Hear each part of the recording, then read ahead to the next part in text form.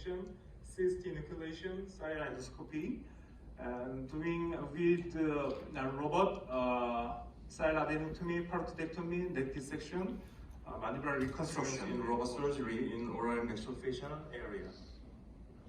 This is a picture from Dr. Shah's textbook about neck incision. I think this incision line was the first dental implant robot. And Neosys Yumi got FDA approval. 3D stereolithographic model and mandibular cutting guide and pre-banded reconstruction plate for pre-adaptation before mandibular facial demici and extensive visible scars. Also, I can do cyrolithectomy without any lingual demici, preserving gland function. This is a real operation, radial forearm free flap harvesting.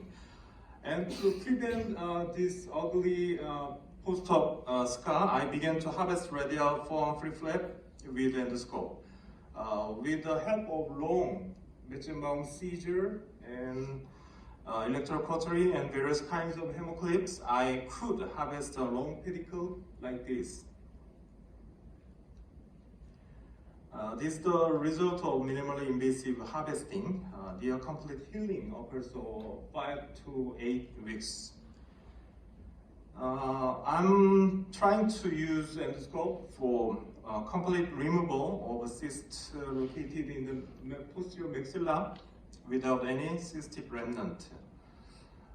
For cysts located in the posterior ramal area where surgical view is very limited, endoscope can be very useful.